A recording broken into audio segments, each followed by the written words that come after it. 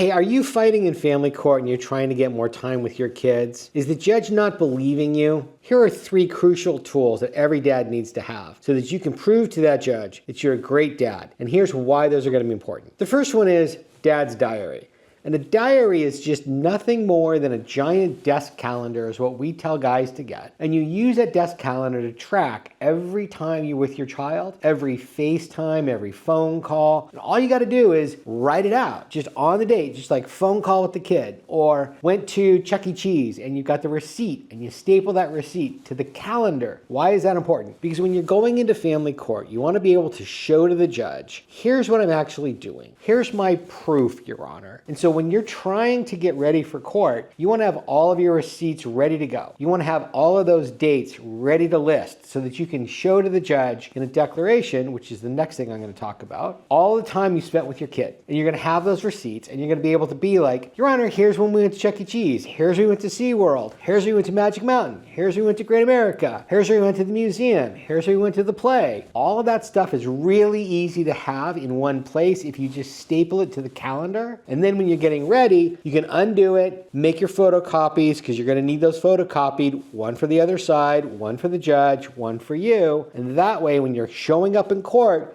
you can prove to the judge you're a really great dad. Now, I made mention of Dad's declaration. And a Dad's declaration is basically the letter to the judge. It's the second most important thing here. Of the 3 things we're talking about, it's the second one we're talking about. And the declaration to the judge lays out everything you know about your kid. Why are you a great dad? Well, I know this about them at school. I know this about what they like to eat. I know these are their friends. This is what they like to do for sports. This is what's going on with them emotionally. Here's what's happening with them medically. Here's what's happening with them physically. I know their shoe size. I know what they like to eat. I know what to do when they're having a meltdown and how to handle it. All of that goes in a declaration to the judge. Now, some states call that an affidavit. Affidavit, declaration, letter to the judge. It's all the same thing, basically. You're just laying out your side of the story to the judge in a very clear, very methodical way that allows the judge to read through it and be like, I got that, I got that, I got that. Hey, dad really knows his kid well. When mom is going into court saying you're